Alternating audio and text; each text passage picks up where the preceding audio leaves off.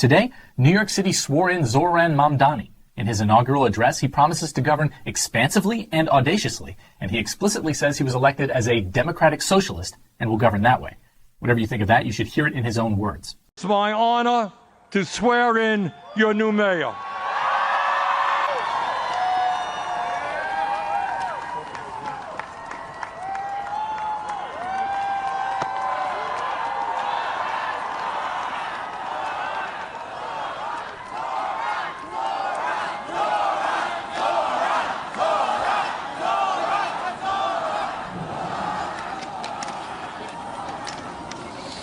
Please repeat after me.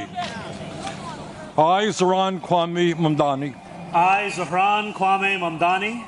Do solemnly swear. Do solemnly swear. That I will support the Constitution of the United States. That I will support the Constitution of the United States. The Constitution of the State of New York. The Constitution of the State of New York. And the Charter of the City of New York. And the Charter of the City of New York.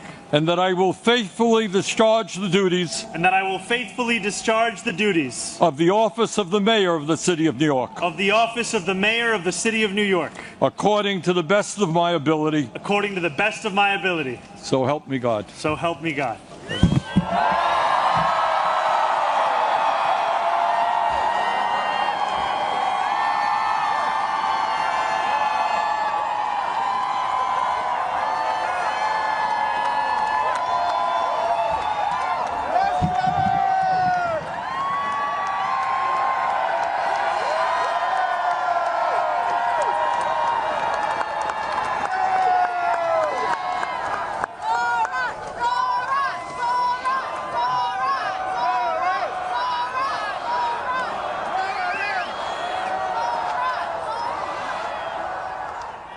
My fellow New Yorkers,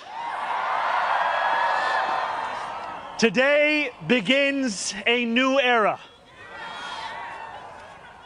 I stand before you, moved by the privilege of taking this sacred oath, humbled by the faith that you have placed in me, and honored to serve as either your 111th or 112th mayor of New York City. But I do not stand alone. I stand alongside you, the tens of thousands of you gathered here in Lower Manhattan, warmed against the January chill by the resurgent flame of hope. I stand alongside countless more New Yorkers watching from cramped kitchens in Flushing and barbershops in East New York, from cell phones propped against the dashboards of parked taxicabs at LaGuardia, from hospitals in Mott Haven and libraries in El Barrio that have too long known only neglect. I stand alongside construction workers in steel-toed boots and halal cart vendors whose knees ache from working all day. I stand alongside neighbors who carry a plate of food to the elderly couple down the hall, those in a rush who still lift strangers' strollers up subway stairs, and every person who makes the choice day after day, even when it feels impossible, to call our city home. I stand alongside over 1 million New Yorkers who voted for this day nearly 2 months ago. And I stand just as resolutely alongside those who did not. I know there are some who view this administration with distrust or disdain, or who see politics as permanently broken. And while only action can change minds, I promise you this: if you are a New Yorker, I am your mayor. Regardless of whether we agree, I will protect you, celebrate with you, mourn alongside you, and never, not for a second, hide from you. I thank the labor and movement leaders here today, the activists and the elected officials who will return to fighting for New Yorkers the second this ceremony concludes, and the performers who have gifted us with their talent. Thank you to Governor Hochul. Thank you as well to Mayor Adams. Dorothy's son, a son of Brownsville who rose from washing dishes to the highest position in our city for being here as well. He and I have had our share of disagreements, but I will always be touched that he chose me as the mayoral candidate that he would most want to be trapped with on an elevator. Thank you to the two titans who, as an assembly member, I've had the privilege of being represented by in Congress, Nidia Velázquez, and our incredible opening speaker, Alexandria Ocasio-Cortez. You have paved the way for this moment. Thank you to the man whose leadership I seek most to emulate, who I am so grateful to be sworn in by today, Senator Bernie Sanders. Thank you to my teams, from the assembly to the campaign to the transition, and now the team I am so excited to lead from City Hall. Thank you to my parents, Mama and Baba, for raising me, for teaching me how to be in this world, and for having brought me to this city. Thank you to my family, from Kampala to Delhi. And thank you to my wife, Rama.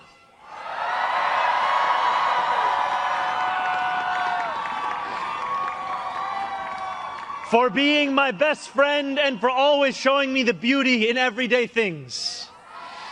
And most of all, thank you to the people of New York. A moment like this comes rarely. Seldom do we hold such an opportunity to transform and reinvent.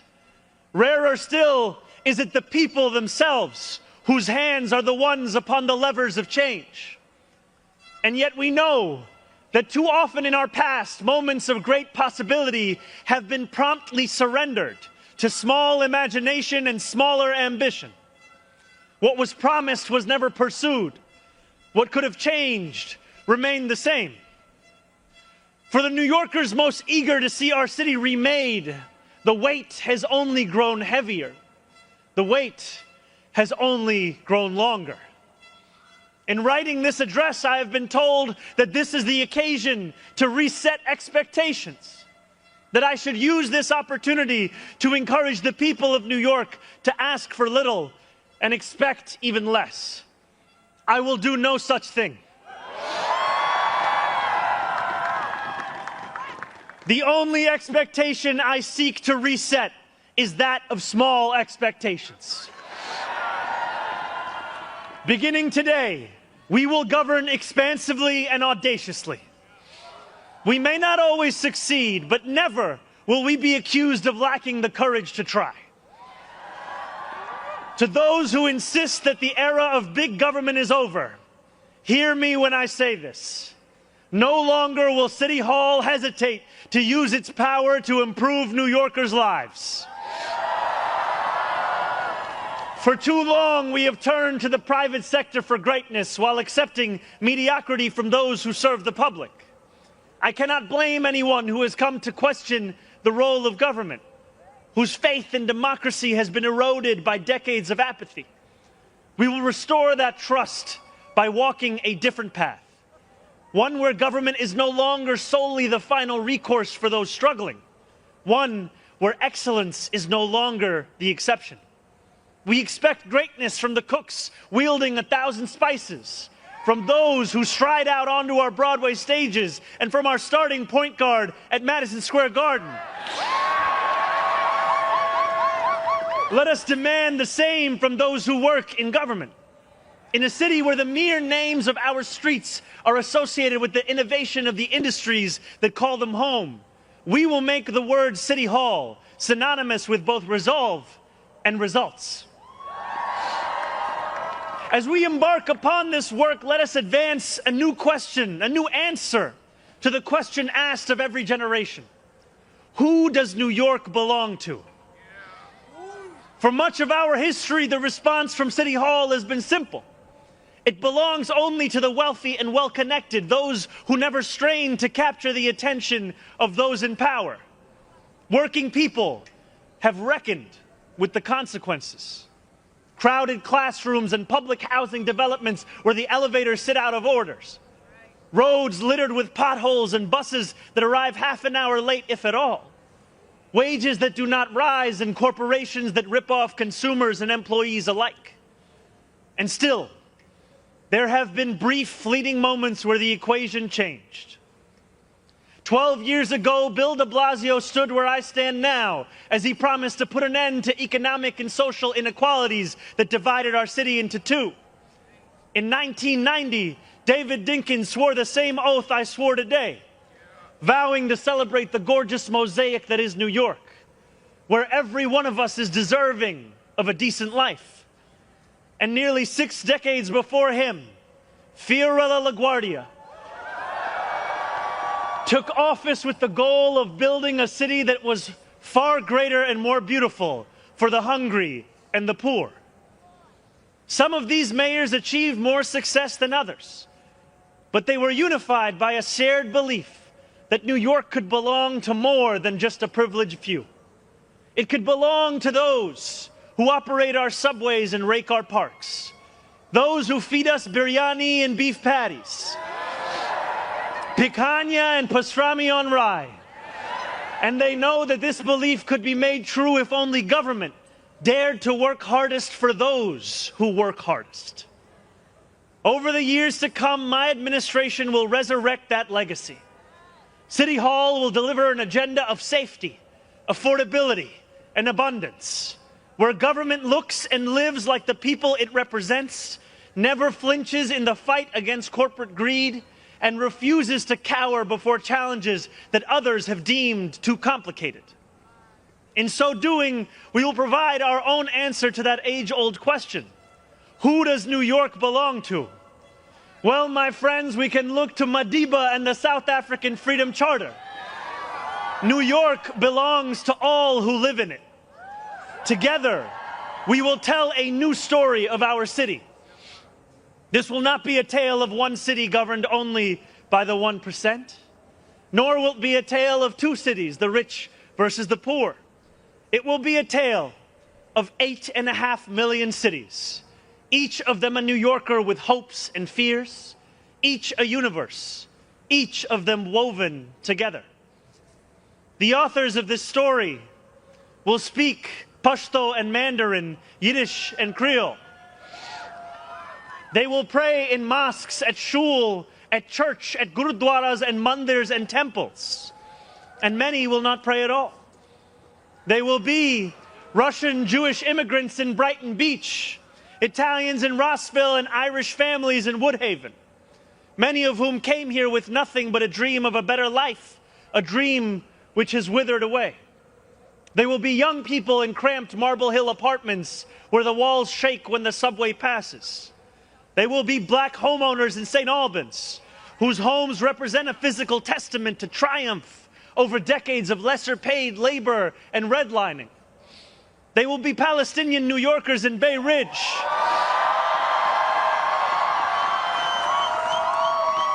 who will no longer have to contend with a politics that speaks of universalism and then makes them the exception. Few of these 8.5 million will fit into neat and easy boxes. Some will be voters from Hillside Avenue or Fordham Road who supported President Trump a year before they voted for me, tired of being failed by their party's establishment. The majority will not use the language that we often expect from those who wield influence. I welcome the change. For too long, those fluent in the good grammar of civility have deployed decorum to mask agendas of cruelty. Many of these people have been betrayed by the established order. But in our administration, their needs will be met. Their hopes and dreams and interests will be reflected transparently in government. They will shape our future. And if for too long these communities have existed as distinct from one another, we will draw this city closer together. We will replace the frigidity of rugged individualism with the warmth of collectivism. If our campaign demonstrated that the people of New York yearn for solidarity, then let this government foster it. Because no matter what you eat, how you pray, or where you come from, the words that most define us are the two we all share: New Yorkers. And it will be New Yorkers who reform a long broken property tax system. New Yorkers who will create a new Department of Community Safety that will tackle the mental health crisis and let the police focus on the job they signed up to do. New Yorkers who will take on the bad landlords who mistreat their tenants and free small business owners from the shackles of bloated bureaucracy. And I am proud to be one of those New Yorkers. When we won the primary last June, there were many who said these aspirations and those who held them had come out of nowhere. Yet one man's nowhere is another man's somewhere. This movement came out of 8.5 million somewheres. Taxi cab depots and Amazon warehouses, DSA meetings and curbside domino games. The powers that be had looked away from these places for quite some time if they'd known about them at all. So they dismissed them as nowhere. But in our city, where every corner of these 5 boroughs holds power, there is no nowhere and there is no no one. There is only New York and there are only New Yorkers. 8.5 million New Yorkers will speak this new era into existence. It will be loud. It will be different. It will feel like the New York we love. No matter how long you have called this city home, that love has shaped your life. I know that it has shaped mine. This is the city where I set land speed records on my Razor scooter at the age of 12. Quickest 4 blocks of my life. The city where I ate powdered donuts at half times during AYSO soccer games and realized I probably was not going to be going pro. The city where I devoured 2 big slices at Coronet's Pizza, played cricket with my friends at Ferry Point Park, and took the 1 train to the BX10 only to still show up late to Bronx Science. The city where I have gone on hunger strike just outside these gates. Sat claustrophobic on a stalled N train just after Atlantic Avenue and waited in quiet terror for my father to emerge from 26 Federal Plaza. The city where I took a beautiful woman named Rama to McCarran Park on our first date and swore a different oath to become an American citizen on Pearl Street. To live in New York, to love New York, is to know that we are the stewards of something without equal in our world.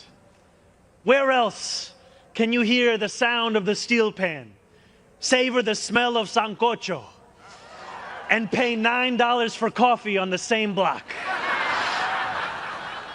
Where else could a Muslim kid like me grow up eating bagels and lox every Sunday? That love will be our guide as we pursue our agenda. Here, where the language of the New Deal was born, we will return the vast resources of this city to the workers who call it home. Not only will we make it possible for every New Yorker to afford a life they love once again, we will overcome the isolation that too many feel and connect the people of this city to one another. The cost of childcare will no longer discourage young adults from starting a family, because we will deliver universal childcare for the many by taxing the wealthiest few. Those in rent-stabilized homes will no longer dread the latest rent hike, because we will freeze the rent. Getting on a bus without worrying about a fare hike or whether you'll be able to get to your destination on time will no longer be deemed a small miracle, because we will make those buses fast and free. These policies are not simply about the costs we make free, but the lives we fill with freedom. For too long in our city, freedom has belonged only to those who can afford to buy it. Our City Hall will change that. These promises carried our movement to City Hall, and they will carry us from the rallying cries of a campaign to the realities of a new era in politics. 2 Sundays ago, as snow softly fell, I spent 12 hours at the Museum of the Moving Image in Astoria, listening to New Yorkers from every borough as they told me about the city that is theirs. We discussed construction hours on the Van Wyck Expressway and EBT eligibility, affordable housing for artists and ICE raids. I spoke to a man named TJ who said that one day a few years ago, his heart broke as he realized that he would never get ahead here, no matter how hard he worked. I spoke to a Pakistani auntie named Samina, who told me that this movement had fostered something too rare: softness in people's hearts. As she said to me in Urdu, "Logo ke dil badal gaye hain." 142 New Yorkers out of 8.5 million. And yet, if anything united each person sitting across from me, it was the shared recognition that this moment demands a new politics and a new approach to power. We will deliver nothing less as we work each day to make this city belong to more of its people than it did the day before. Here is what I want you to expect from the administration that this morning moved into the building behind me.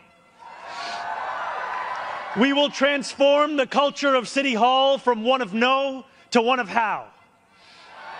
We will answer to all New Yorkers, not to any billionaire or oligarch who thinks they can buy our democracy. We will govern without shame and insecurity, making no apology for what we believe. I was elected as a democratic socialist, and I will govern as a democratic socialist.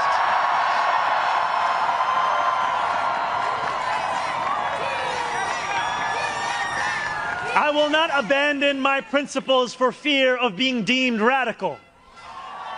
As the great senator from Vermont once said, what's radical is a system which gives so much to so few and denies so many people the basic necessities of life.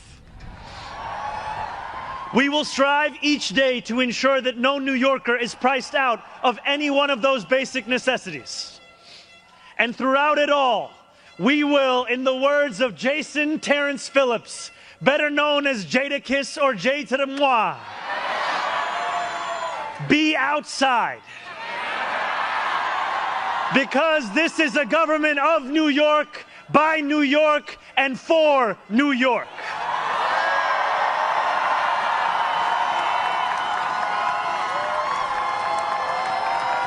Before I end, I want to ask all of you, if you are able, whether you are here today or anywhere watching, to stand with me.